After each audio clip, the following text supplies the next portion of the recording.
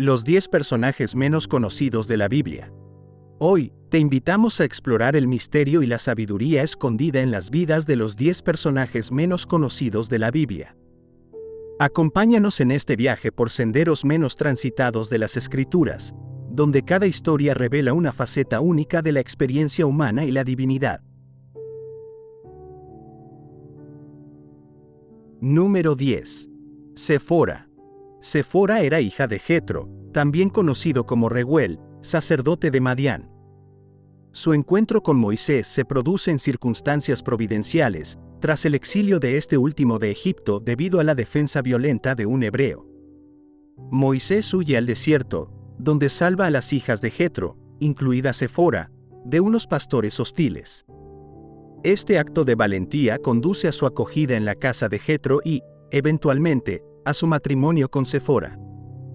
La contribución más significativa de Séfora a la narrativa bíblica ocurre en un episodio dramático y enigmático descrito en el libro de Éxodo.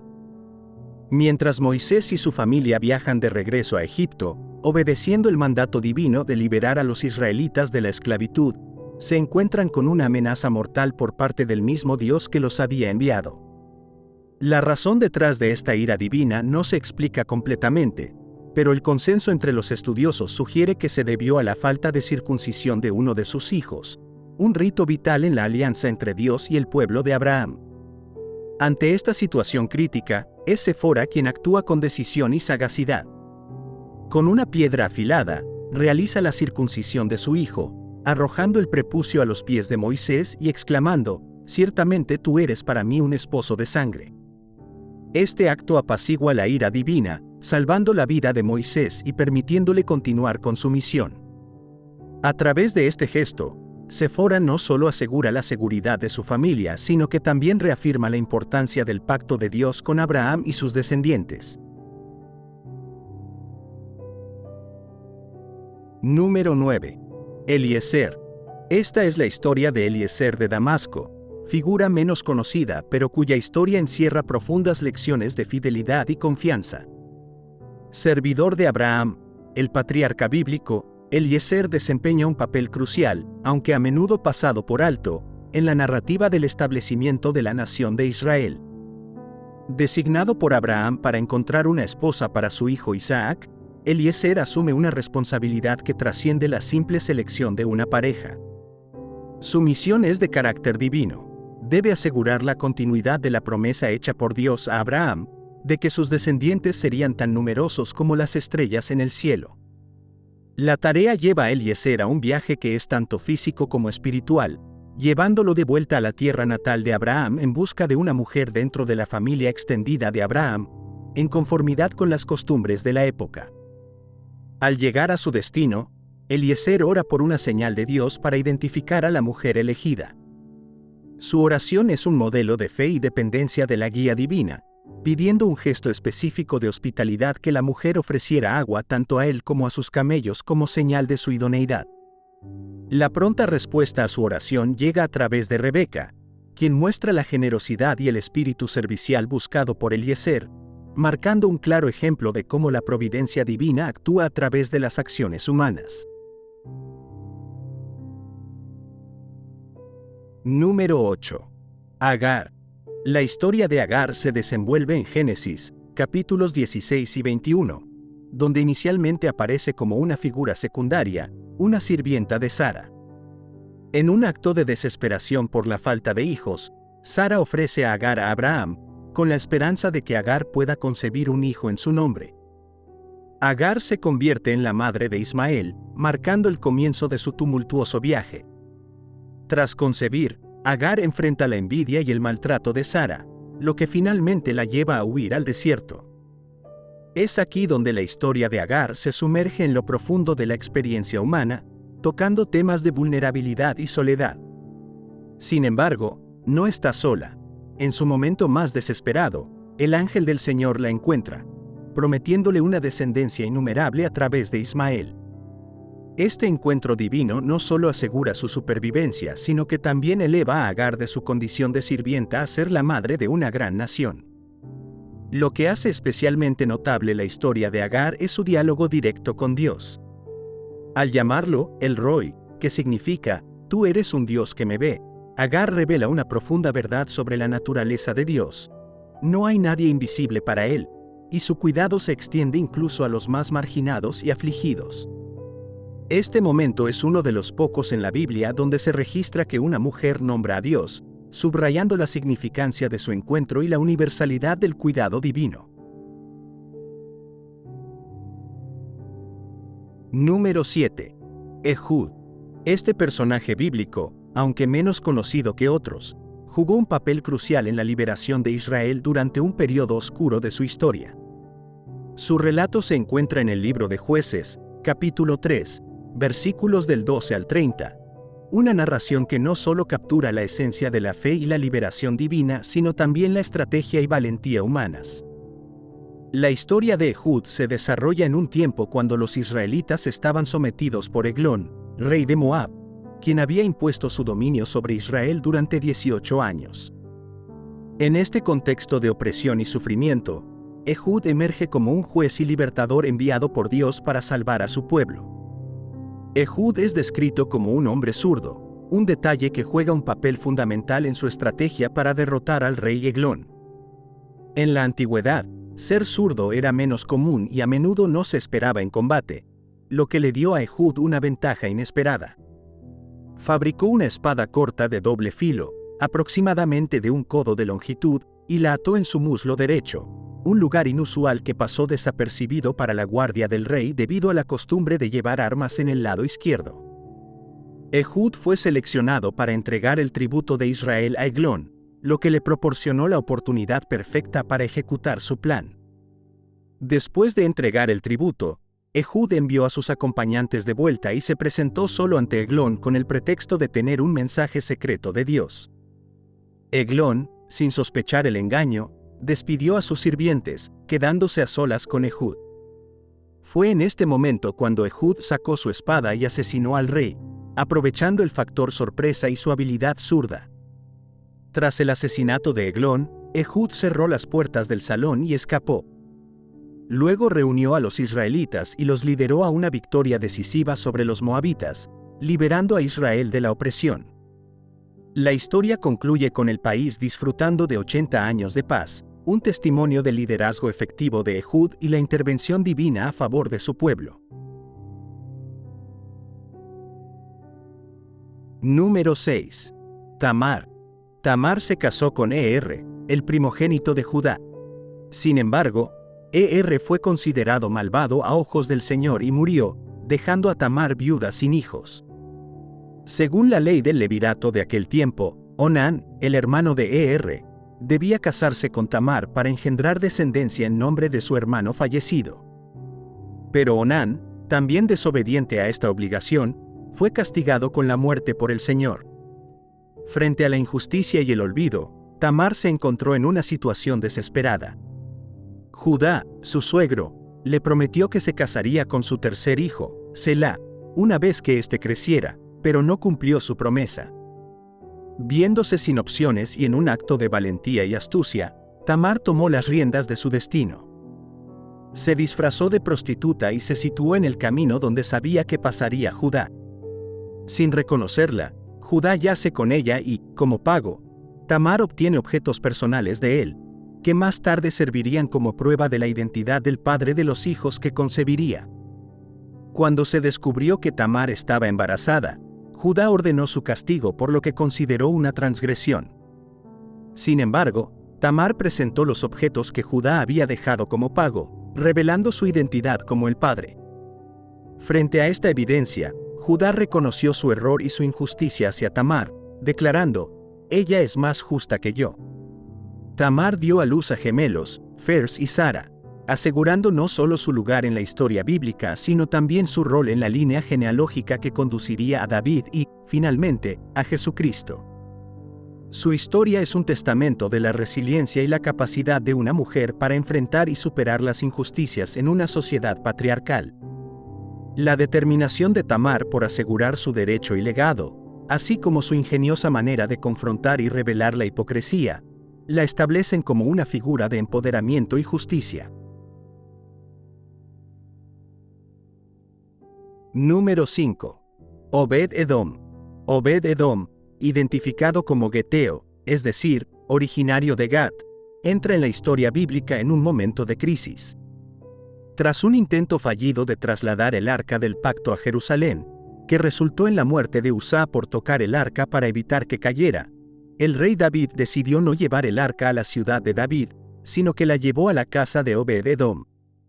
El arca, que representaba la presencia tangible de Dios entre su pueblo, era un objeto sagrado que contenía las tablas de la ley dadas a Moisés, entre otros artículos. Durante 3 meses, el arca del pacto permaneció en la casa de Obed-Edom, y en ese tiempo, se dice que Jehová bendijo a Obed-Edom y a toda su casa. Esta breve mención, sin embargo, es reveladora. La disposición de Obed-Edom para recibir y cuidar el arca, a pesar del temor y la reverencia que suscitaba, se convirtió en fuente de bendición no solo para él sino para toda su familia. Este período de bendición evidenció que la cercanía a lo divino, vivida en respeto y santidad, conlleva una recompensa que trasciende lo material. La historia de Obed-Edom nos enseña sobre la importancia de la hospitalidad, la fe y la reverencia. En un acto de fe, acogió el arca, el símbolo máximo de la presencia de Dios, y su hogar se convirtió en un espacio bendecido. Este relato nos invita a reflexionar sobre cómo recibimos y cultivamos lo sagrado en nuestras vidas. Más adelante, las Escrituras nos cuentan que, tras este episodio, Obed-Edom y algunos de sus hijos se convirtieron en porteros y músicos en el templo, roles de gran honor en el culto a Dios. Este cambio en su vida y la de su familia subraya cómo un encuentro transformador con lo divino puede redirigir nuestros caminos y legados. Número 4. Mefiboset. Mefiboset, también conocido como Merib-Baal en algunas traducciones bíblicas, era el hijo de Jonatán y nieto de Saúl, el primer rey de Israel. Su historia se encuentra principalmente en el libro de Segunda de Samuel capítulo 4, versículo 4 y Segunda de Samuel capítulo 9. Lo que hace que la historia de Mefiboset sea única y digna de atención es el giro trágico de su vida temprana, seguido por un redentor acto de bondad por parte de David, el sucesor del rey Saúl. Tras la muerte de Saúl y Jonatán, Mefiboset, siendo aún un niño, quedó lisiado de ambos pies en un accidente mientras huía con su nodriza. Este detalle no solo marcó su vida físicamente, sino que también lo situó en una posición vulnerable dentro de la sociedad y la dinámica del poder real de la época. La relación entre David y Jonatán es una de las más profundas y conmovedoras de la Biblia. Jonatán, a pesar de ser el heredero legítimo al trono, reconoció y respetó la unción de David como futuro rey de Israel, forjando una alianza basada en el respeto mutuo y un amor fraternal. Antes de su muerte, Jonatán extrajo una promesa de David de mostrar bondad a su familia, un compromiso que David honraría más allá de las expectativas. Cuando David se establece firmemente como rey, en lugar de exterminar a la casa de Saúl para asegurar su trono, una práctica común en esos tiempos, busca activamente a los descendientes de Jonatán para bendecirlos en honor a su amigo. Al encontrar a Mefiboset, no solo lo exime de cualquier temor de retribución, sino que también le devuelve todas las tierras de Saúl y lo invita a comer siempre a su mesa, tratándolo como a un miembro de su propia familia. Número 3. Benaía, hijo de Jehoiada. Su historia, aunque no tan prominente como la de otros héroes bíblicos, ofrece una fascinante mirada a la fe, el valor y la lealtad. Benaía es mencionado en los libros de Samuel, Reyes y Crónicas, pero es en el segundo libro de Samuel donde sus hazañas se destacan con mayor claridad, presentándonos a un hombre cuyo coraje y habilidades lo elevaron a posiciones de gran honor en el reino de David. Una de las hazañas más notables de Benaía involucra un enfrentamiento directo con un león. La Biblia relata cómo, en un día cubierto de nieve, Benaía descendió a un pozo y mató a un león. Este acto no solo demuestra una valentía excepcional, sino también una profunda fe. Enfrentarse a un león, un depredador en la cima de la cadena alimenticia, en condiciones adversas y en un espacio confinado, es un testimonio de su extraordinaria confianza, tanto en sus propias habilidades como en su fe en Dios para entregarle la victoria. Benaía no solo se distinguió por su valentía, sino también por su lealtad y habilidad en el campo de batalla. Sirvió como jefe de la guardia de David, un rol de gran confianza y prestigio. Más tarde, bajo el reinado de Salomón, Benaía fue ascendido a comandante del ejército, reemplazando a Joab. Este ascenso no solo refleja su habilidad y coraje como guerrero, sino también su integridad y la confianza que los reyes David y Salomón depositaron en él. Número 2. Jael. Jael es un personaje bíblico del libro de Jueces, específicamente en el capítulo 4. En este tiempo, Israel estaba oprimido por Jabín, rey de Canaán, y su comandante, Sísara. Débora, profetisa y líder de Israel, junto con Barak, comandante israelita, lideran a Israel contra las fuerzas de Jabín. Sin embargo, es la intervención divina a través de actos inesperados lo que a menudo señala el giro de los acontecimientos en las narrativas bíblicas, y la historia de Jael es un ejemplo perfecto de esto. Jael era la esposa de Eber el Kenita, quien había establecido paz con Jabín, el rey de Canaán. A pesar de esta alianza, Jael tomó una decisión trascendental que demostró no solo su lealtad a la justicia, sino también su extraordinaria valentía. Sísara, huyendo de la derrota en la batalla contra las fuerzas de Barak, buscó refugio en la tienda de Jael. Ella lo acogió, ofreciéndole cobijo y seguridad, un gesto que en el contexto de la hospitalidad de la época, era un acto de profunda confianza y respeto. Sin embargo, consciente del mal que Sísara representaba para Israel, Jael aprovechó un momento de vulnerabilidad cuando él descansaba, para ejecutar un acto de justicia divina. Con una estaca de la tienda y un martillo, Jael puso fin a la opresión de Sísara sobre Israel, clavándole la estaca en la sien mientras dormía. Este acto audaz no solo marcó el fin de la opresión de Jabín sobre Israel, sino que también reveló la instrumentalidad de Dios a través de individuos inesperados para cumplir sus propósitos. Número 1. Etna. Cabe señalar, en primer lugar, que la figura de Etna no es ampliamente reconocida dentro de las narrativas bíblicas tradicionales, lo cual nos lleva a un territorio de interpretación simbólica y de búsqueda espiritual más allá de los registros escritos. La mención de Etna aquí invita a una reflexión profunda sobre aquellos aspectos de la fe y la espiritualidad que a menudo quedan sin explorar, simbolizando a los personajes y elementos menos conocidos de la Biblia que ofrecen enseñanzas igualmente valiosas.